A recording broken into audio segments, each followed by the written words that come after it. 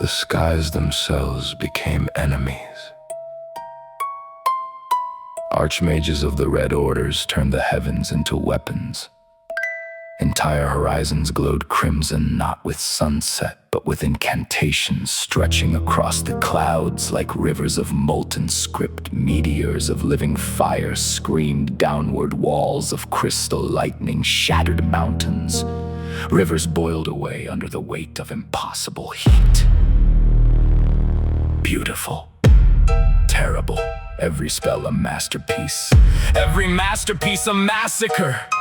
And against that brilliance marched the legions of Abaddon. Not noble armies, not liberators, not even conquerors. Predators. Thousands of horned warriors clad in black iron, marching beneath banners stitched from the hides of fallen beasts. Drums pounded like the heartbeat of some colossal thing beneath the earth. Their advance was relentless. They crossed burning fields without slowing. Rivers of magma became roads beneath their feet. When entire battalions vanished beneath magical bombardment, the survivors simply stepped over the ashes and continued. At their head rode Pain, not because he needed to, because he wanted the mages to see him. The first massacres convinced both sides that mercy had died. A red magister unleashed a storm that vaporized 3,000 demons in moments. Witnesses said the night became brighter than day. They personally dragged the dying sorcerer from beneath the ruined tower, not to kill him fully, to make certain others watched. Because terror in those years was considered a weapon. The message spread quickly. Surrender no longer guaranteed survival. And once that truth spread, the war became something far darker. Entire mage cities transformed into fortresses. Children learned sigils before they learned letters. Grandmothers carried wands. Students became soldiers. Libraries became armories. Every tower became a cannon, and every street became a graveyard. Demons answered with equal horror. Captured magi were treated not as prisoners, but as trophies and tools, shackled within cages of black iron. Starved, mocked, and displayed as symbols of Abaddon's dominance. Some legionnaires viewed them with hatred, others with cruel amusement. The dehumanization became complete, and with it came atrocities no chronicler wished to record in full. Then the mages answered hatred with desperation. If demons would bring hell, they would become worse. Entire conclaves sacrificed themselves to unleash forbidden rituals. A city under siege detonated its own magical heart rather than fall. The explosion transformed thousands of demons into glass statues, frozen in their final screams. Another enclave collapsed, reality around itself. For 100 miles nothing remained but floating ruins and gravity twisted beyond comprehension.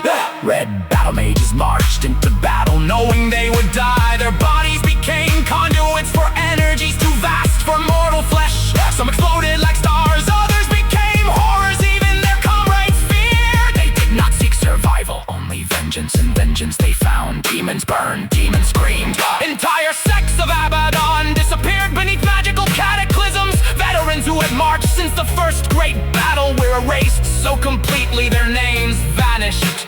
The river of blood, according to later legends, changed course because corpses clogged its ancient path.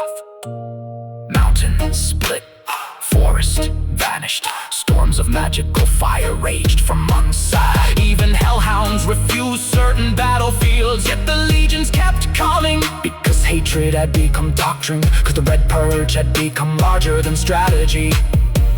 It had become personal. Every archmage slain was a triumph. Every tower toppled was celebrated. Every victory fed the next atrocity, and every atrocity ensured the mages would fight all the harder. The final years were madness. Demon generals led assaults through hurricanes of fire. Red magi summoned suns above battlefields. Entire armies vanished beneath seas of blood. Cities became pyres visible from continents away. Men and demons alike went deaf from the constant thunder of war. Veterans could no longer sleep without hearing chants and screams. Some forgot their own names, others forgot why they fought, but still they fought. Historians would later argue over who committed the greatest crimes. There would be no answer. Because by the end, innocence itself had been slaughtered. The demons had become monsters in the eyes of the mages. The mages had become monsters in the eyes of the demons. And somewhere beneath all the hatred, buried beneath mountains of dead, lay the truth. Neither side had truly won. They had simply survived long enough to witness the silence afterward. And that silence was more horrifying than the war. For where once stood shining towers in the warring hosts of hell, there remained only ashes, broken staffs, rusted blades, and ghosts that no spell and no power of Abaddon could ever command.